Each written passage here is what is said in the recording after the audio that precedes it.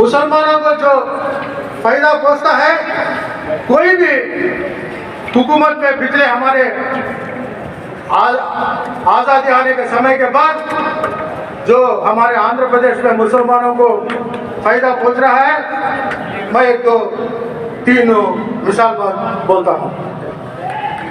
انہوں نے پورے بھارت دیش میں موزن اور بیشمار لوگوں کو ہارنے کے ایک ان کو تنخواہ دینا بول کو عزت ماب سے ہر مہینہ بھی انہوں نے یہ لاگو کیا ہے۔ ہر مہینہ بھی موزن بیشمار لوگوں کو گورنمنٹ کی طرف سے آگے دینا ہے۔ بھارت دیش میں پہلے لاگو کرے سو کون بولے تو چندر بابو نائیڈو صاحب۔ اور رمضان کا مہینہ آتا ہے، رمضان کا مہینہ ہے تو جو آندھرا پردیش میں کتنے مسجد ہیں گی، ہر مسجد کو بھی رمضان کے مہینے میں جو چونا مرتے کچھ ریپیئر ہے تو ہر مسجد کو بھی حکومت کی طرف سے کچھ نہ کچھ لاکھ روپے دو مسجد کا وہ یہ رہتا، وہ اس سے ہر مسجد کو بھی حکم دیا جاتا ہے۔ رمضان کے عید کے سمے چندرنا رمضان تحفہ بول کے ہر غریب کی رمضان کی عید خوشی سے غریب مسلمان کر لینا بول کے حکومت کے جانب سے ہر مسلمان کو پریوار کو رمضان تحفہ چندرنا بول کے دیا جا رہا ہے۔ اور خاص کر جو مسلمانوں بچوں میں مسلمانوں طبقے میں زیادہ سے زیادہ غریب طبقہ رہتا ہے، اس میں اچھے بچے پڑھ لینے والے رہتے ہیں لیکن جو پاس مالیت کی حالت برابر نہیں تھی، ایسے لوگوں کو جو گلف کنٹریز میں جا کر جو میرٹ بچے رہتے ہیں ان کے پاس طاقت نہیں تو بھی ہر سال بھی 15 لاکھ روپے ایسے بچوں کو حوصلہ بڑھانے کے لیے حکومت کے مسلمانوں کے لیے صرف مسلمانوں کے لیے ودیشی ودیا بول کے ہر اسٹوڈنٹ کو 15 لاکھ روپے دیا جا رہا ہے۔ اور ہمارے یونائٹڈ اسٹیٹ میں جب تھا آندھرا پردیش تلنگانہ مل کر حیدرآباد میں ایسا حج ہاؤس بنائے پورے بھارت دیش میں ایک نمونہ کا جیسا تھا۔ جب ہمارا اسٹیٹ ٹوٹ گیا، الگ ہو گیا، تو جب اس سمے ہمیں جا کر سر ہمارے کو حج ہاؤس نہیں بولے تو جب انہوں نے آندھرا پردیش میں 23 ڈسٹرکٹ میں ایک حج ہاؤس آپ کے سامنے پیش کی جائے گی، اس کے بعد صدر محترم کا صدارتی خطاب ہوگا۔ حضرت کو یہ اصرار ہے کہ تم بھی تقریر کرو، یہ میرے لیے سعادت ہے، حضرت کی شفقتیں نوازشیں ہیں کہ حضرت نے فرمایا تم بھی تقریر کرو۔ حالانکہ آپ شروع سے ہی میری سما خراشی برداشت کر رہے ہیں، مگر میں کہتا ہوں کہ ہم لوگ تقریریں سننے نہیں آئے ہیں، تقریریں کرنے نہیں آئے ہیں، ہم تو آپ سے پیغام لینے آئے ہیں، آپ کے اشاروں پر آئے ہیں اور ہم کچھ فیصلہ کر کے آئے ہیں۔ آپ جو کہیں گے وہ کر کے دکھا دیں گے۔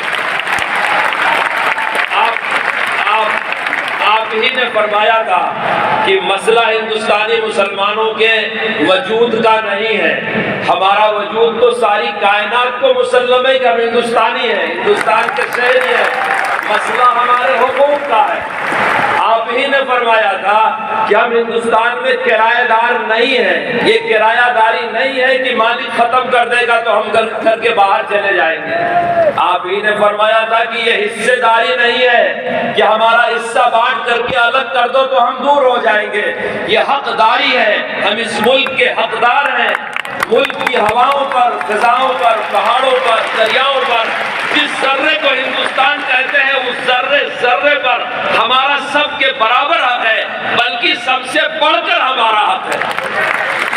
کیوں؟ اس لیے کہ ہمارے باپ آدم علیہ السلام یہی آئے تھے۔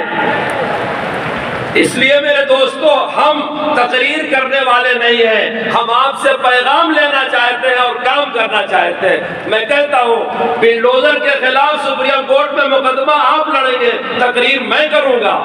60 لاکھ آسامیوں کو شہریت آپ دلوائیں گے، تقریر کوئی اور کرے گا، برسر اللہ کی حفاظت آپ کریں گے، خطاب کوئی اور کرے گا، وقف آپ بچائیں گے۔ یہ آپ کا جھلکتا ہوا درد ہے کہ آندھرا پردیش کے چیف منسٹر کو آپ نے دعوت دیا، ان کو فرصت نہیں تھی، ورنہ آج کا دن چیف منسٹر کی زندگی میں سنہرا دن کہلاتا کہ وہ آپ کے سامنے کھڑا ہو کر کے وعدہ کرتا کہ میں اس دن میں مخالفت کروں گا اور مسلمانوں کا ساتھ دوں گا۔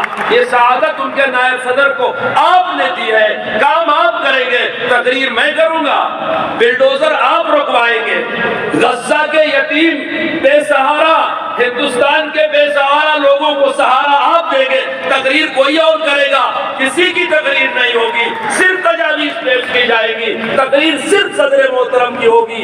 ہم سننا چاہتے ہیں کہ ہم کو کیا کرنا ہے، ہم فیصلہ کر کے آئے ہیں، آپ جو پیغام دیں گے ہم انشاءاللہ کر کے دکھا دیں گے، چاہے کچھ بھی ہو۔ اب میں تجویز پیش کرنے کے لیے تحفظ آئین ہند سے متعلق جناب پروفیسر نصر اللہ بادشاہ صاحب سے درخواست کرتا ہوں۔ یہ ہماری ورکنگ کمیٹی کے ممبر ہیں، مدراس سے تشریف لائے ہیں۔ میں نے پہلے ہی عرض کیا کہ اسٹیج پر تنظیموں کے لوگ، نمائندین، ذمہ داران، پورے ملک کا وقت بیٹھا ہوا ہے، تشریف لائیں گے اور وہ تجویز پیش کریں گے۔ آؤ نا، آؤ بھائی۔ نعرہ تکبیر، جمعیت علماء ہند، مولانا سید ارشد مدنی، قدم بڑھاؤ ہم تمہارے ساتھ ہیں، ارشد مدنی قدم بڑھاؤ، ہم تمہارے ساتھ ہیں، جمعیت علماء ہند زندہ باد، مولانا ارشد مدنی، زندہ باد، شریعت اسلامیہ، زندہ باد، جمعیت علماء ہند، زندہ باد، مولانا ارشد مدنی قدم بڑھاؤ، ہم تمہارے ساتھ ہیں، مولانا ارشد مدنی قدم بڑھاؤ، ہم تمہارے ساتھ ہیں، نعرہ تکبیر، ہندوستان زندہ باد، جمعیت علماء ہند، زندہ باد، اتحاد مسلم، زندہ باد، قومیت یزدی، زندہ باد، جمعیت علماء ہند، زندہ باد۔ اللہ بارک اللہ۔ پروفیسر نصر اللہ صاحب سے درخواست تشریف کریں۔ بسم اللہ الرحمن الرحیم۔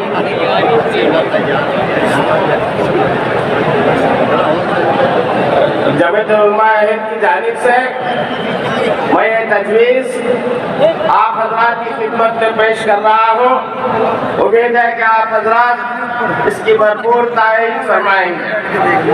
تجویز نمبر 1 بسلسلہ تحفظ آئین ہند و جمہوریت منعقدہ 3 نومبر 2024 اندرا گاندھی انڈور اسٹیڈیم نئی دہلی۔ ہندوستان کا آئین سیکولر اور جمہوری ہے، یہاں بسنے والے ہر شہری کو مذہبی، تعلیمی، لسانی، ثقافتی اور مساوات کے حقوق حاصل ہیں۔ سیکولرزم کے معنی ہے کہ ملک اور حکومت کا اپنا کوئی مذہب نہیں ہے، یہ تمام مذاہب کا یکساں احترام کرتا ہے، اور جمہوریت کا بھی مفہوم یہی ہے کہ حکومت فرقہ واریت سے آزاد ہو کر کسی بھی فرقے کے مذہبی رجحانات پابند اور کسی کے نظریات سے متاثر نہ ہو۔